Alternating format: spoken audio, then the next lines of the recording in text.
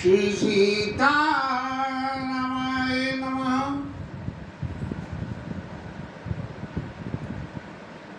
भगवान के विवाह प्रसंग में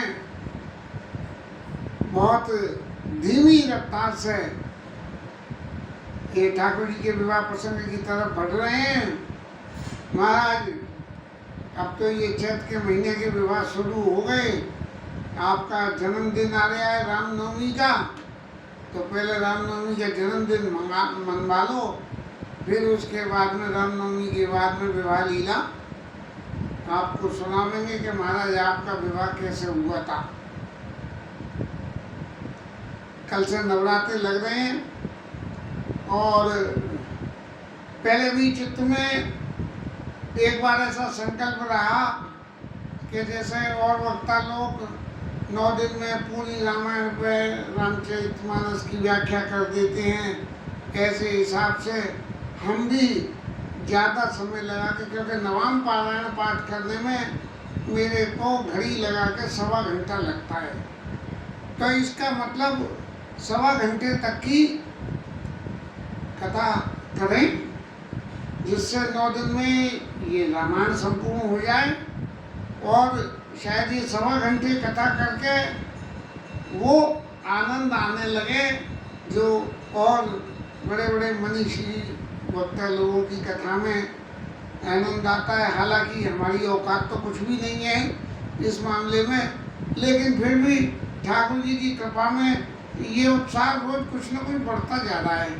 और ऐसा लगता है कि और कुछ मिले ना मिले ठाकुर जी के लिए और अपना समय भगवत सेवा के लिए, चाहे भगवान के चैत्र प्रोग्राम के लिए और शारीरिक रूप से सेवा करने के लिए या माला करने के लिए समय गुजरे। सो माला में तो मन लगता नहीं, मंदिर में रोज रोज कहाँ तक अकेले हाथों इतनी मेहनत करे, तो उसमें भी थोड़ा सा संकोच रहता है।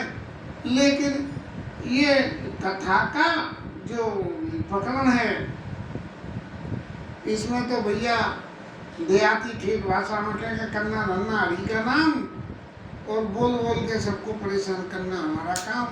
और ठाकुर जी को भी ये उनकी कथा उन्हीं को सुनाते हैं, बाकी तो कोई अब सुनता नहीं कथा को, क्योंकि यूट्यूब पे अपलोड होने में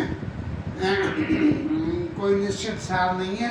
लेकिन फिर भी जो अपना संकल्प है उसे पूरा करने के लिए हमें करने में कोई बुराई नहीं है। और पहले आधे घंटे से ज़्यादा की कथा अपलोड करना बहुत दिक्कत तलब काम था। अब वाईफाई हो जाने से वो भी दिक्कत तलब काम नहीं है। एक बार ठाकुर जी के सामने फिर हाथ जोड़ प्रार्थना कर रहा हूँ, महाराज इस नवम पारायण के जो है संकल्प को इस बार निर्वाह करा देना, बड़ी कृपा होगी। देखें जीवन में कौन सा आनंद बढ़ता है। राम जी महाराज सीता मैया से मिलके आने के बाद में जो उनकी लीला छवि का स्वरूप है, उस स्वरूप में माता जानकी को रूप में ऐसे निमग्न हो गए हैं कि जहाँ जाएं वहाँ जो है सीता मैया के स्वरूप के बारे में ही उनकी विधा सोचने लगे। सीता जी ने तो अपने चित्त पे, यहाँ अपने चित्त पे ठाकुर जी का चित्र बना के स्थापित कर दिया। क्या है वो एक शायरी है,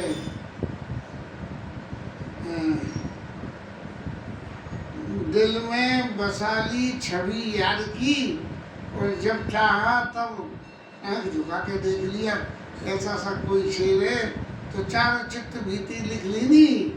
और सीता मैया ने तो इस आनंद का सुख उठा लिया और राम जी ने अपने नेत्रों में बसा लिया। और जब नेत्रों में बसा लिया राम जी ने, तो जहाँ देखे वहाँ वही दिखे। वो कहते हैं ना कि सावन में यदि किसी की आंखें चली जाएं तो उसे सब जगह सब कुछ हरा हरा दिखता है। और ठाकुर जी महाराज को लीला स्वरूप में जो है जानकी जी सदा सर्वदा आदि शक्ति के रूप में हमारे राम जी के साथ रहती हैं, लेकिन फिर भी लीला स्वरूप में जब आए हैं तो लीला की मर्यादाएं तो पूरी करनी पड़ती हैं। तब संध्या वंदन करने के लिए राम जी गए, और संध्या वंदन करने के लिए जाने पर चंद्रमा में भी जो है सीता जी की छवि दिखने लगी। और जब चित्त में ऐसा विचार आया उनकी छवि देखते देखते, तो उनकी तुलना सीता जी की चंद्रमा से करी, तो ये पाया निष्कर्ष कि चंद्रमा हो, ये निष्कर्ष पाया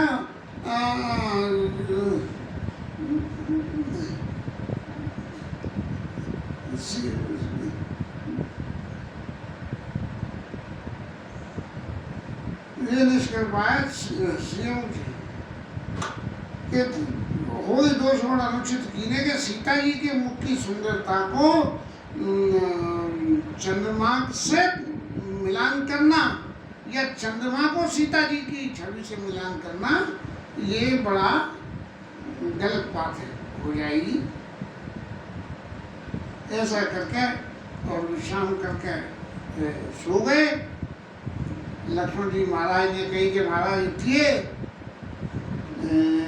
अरुणोदय सकुचे कुमुदा और उदगन ज्योति मलिन, तिमि तुम्हार आगमन सुनि भरे न पति बलीन। अभी महाराज धनुष यज्ञ को देखने गए नहीं है,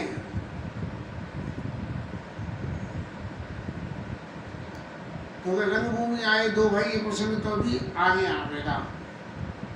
सी स्वयंवर देखी जाए इसका तो देख बढ़ाई, ये प्रसंग तो वहां से आएगा। अभी तो सीता मैया के श्री राम जी ने दर्शन ही करे। तो लक्ष्मण जी को ये प्रसंग कैसे ये ध्यान में आ गया कि यहाँ जो है धनुष यज्ञ में बहुत सारे राजा लोग आए हुए हैं, क्योंकि जनक जी ने जाके विश्वामित्र जी को निमंत्रण तो दिया था, लेकिन निमंत्रण की विशेष बातें तो कुछ बताई नहीं गई थी। और विश्वामित्र ऋषि ने कहा इस श्री स्वयंवर देखिए जाई, नहीं धनुष यज्ञ सुने रघुकुल नाथा और हर्ष चले मुनिवर के साथ। तो ऐसा उनके संग भाई धनुष यज्ञ हो गया है, और भगवान का तो अवतारी यज्ञों की रक्षा के लिए हुआ है।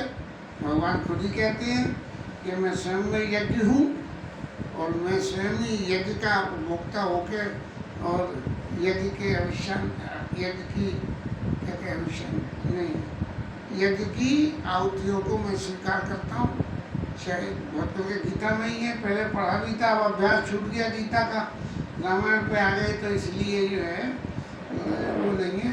तो भगवान जो है लक्ष्मण जी को ये पता लग गया, तो लक्ष्मण जी कहने लगे महाराज ये जो हमारे कुल के सूर्य देवता उगे हुए हैं, इनका प्रभाव बिल्कुल ऐसा ही हो रहा है जैसे कि आपके यहाँ आने से जो दूसरे राजा जो धनुष यज्ञ में आए हुए हैं उन सबकी ज्योति खत्म हो गई हो।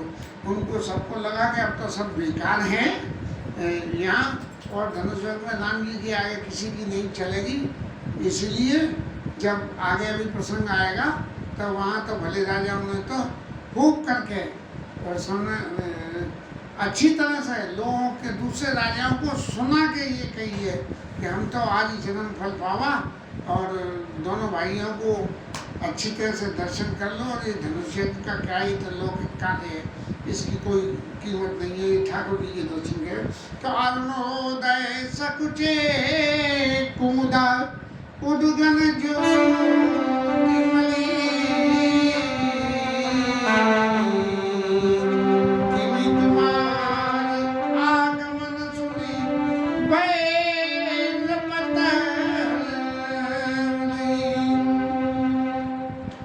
सारे राजाओं का तो बल चला गया, सब बिल्कुल जैसे सूर्य के उदय से सितारे की चमक फीकी पड़ जाती है। और फिर भगवान के प्रभाव के विषय में कहते हुए लक्ष्मण जी कहते हैं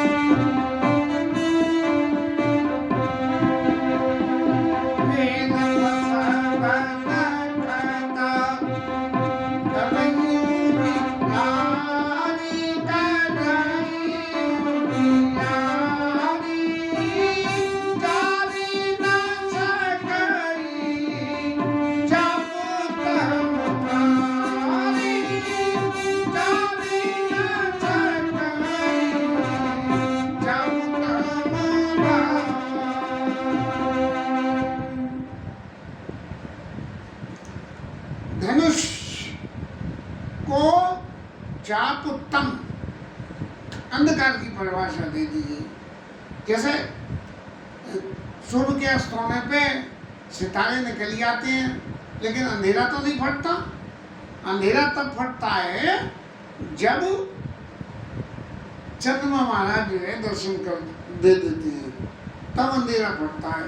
तो ऐसे ही जो शंकर जी के धनुष के चाप का अंधकार है, उस अंधकार में जो दूसरे राजा हैं वो सितारों की तरह से तो चमक रहे हैं, लेकिन चाप के उस अंधकार को मिटा नहीं पा रहे हैं।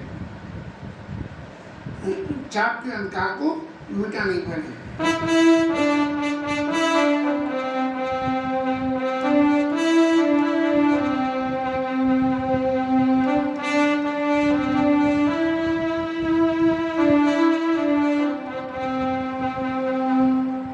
सवाल ये उठा कि अब आप जब यहाँ आ गए और राजा जो है उस अंधकार को मिटा नहीं पा रहे हैं, तब जब आपके प्रताप का सूर्य उदय हो गया तो कमल, कोक और घोड़े और पक्षी जो तरह तरह की वेराइटियां हैं इनकी, हरे से सकल निशान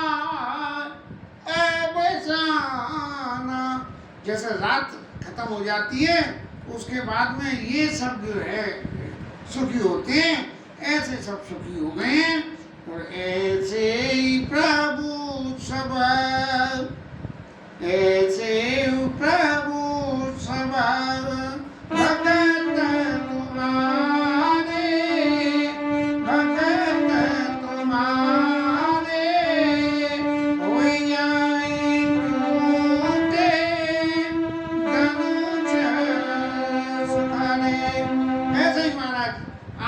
जितने भगत हैं वो सारे भगत आप धनुष तोड़ देंगे तब ऐसे ही सुखी हो जाएंगे जैसे कि कमल, कोक, मधुकर और खग ये लोग सूर्योदय होने से सुखी होते हैं। उदय भानु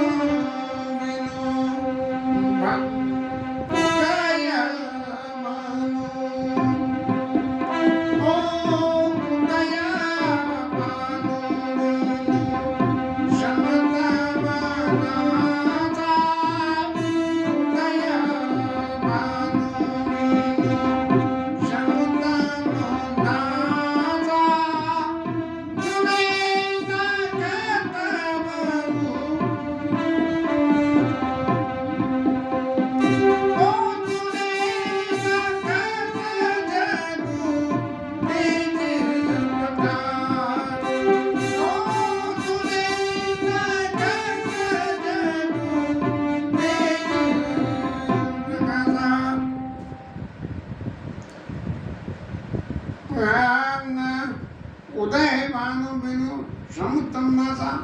अब जब सूर्य महाराज उदय हो गए तो संसार में जो अंधेरा है वो तो बिना किसी प्रयास के ही खत्म हो गया। सूर्य महाराज उदय हुए और अंधेरा महाराज जो है जहाँ उनको जाना है वहाँ चले गए।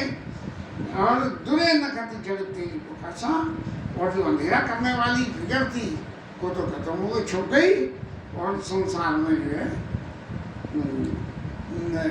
तेज का प्रकाश हो गया।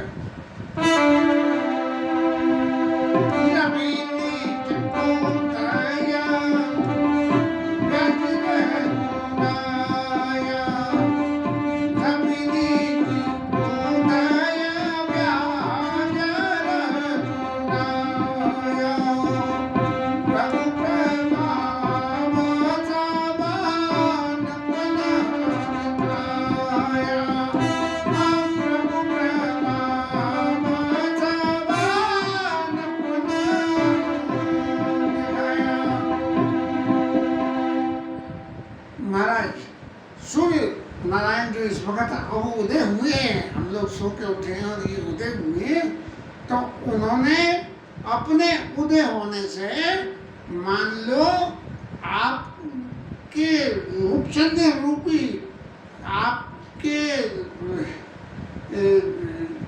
आपके शरीर रूपी सूर्य के उदय होने से जो क्या प्रभाव होगा वो सारे राजाओं को उसका दर्शन करा दिया।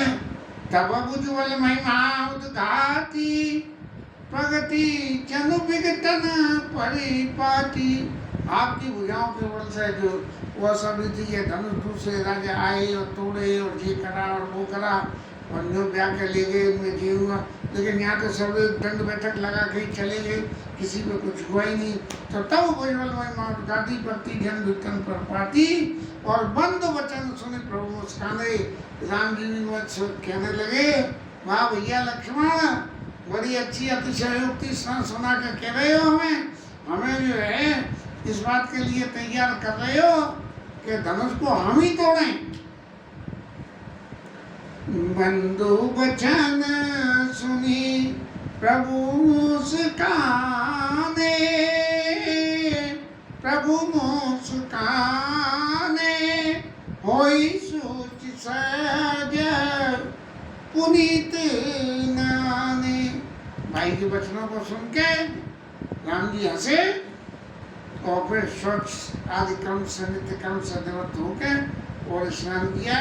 सबसे पहले उठते ही सूर्य को देख के धनुष यज्ञ की बात, सीता जी के स्वयंवर की बातें दोनों भाइयों के बीच में शुरू हुई। सता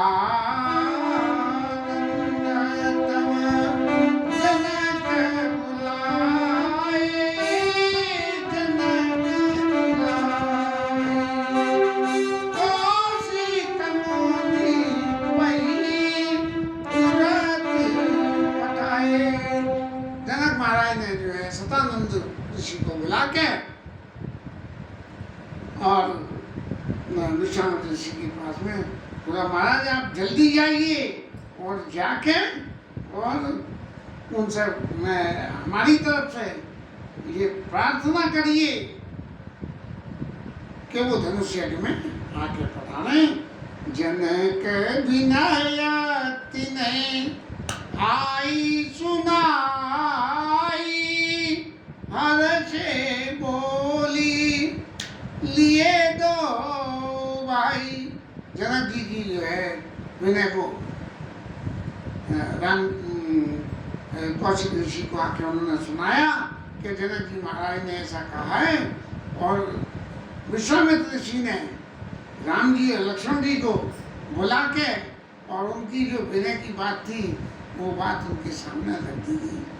सतानंद पदबंदी प्रभु, सतानंद ऋषि के चरणों में भगवान ने वंदना करी। बेटे गुरु में जाय चलो तात मुन कहे तब पठवा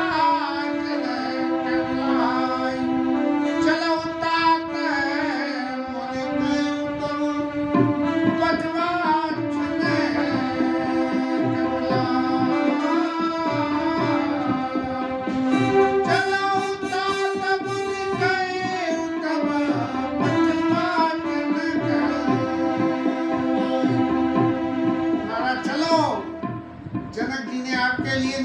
भेजा है कि आप धनुष यज्ञ में जरूर पधारें।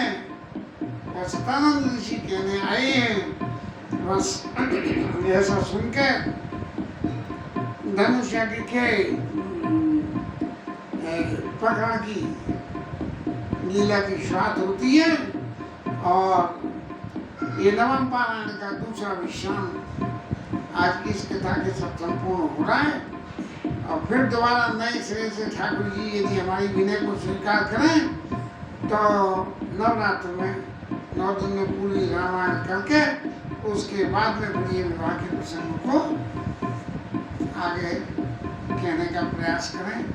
देखें गोविंद क्या चाहते हैं, क्या होता है क्या नहीं होता है। कल की किसने कल की किसे खबर है।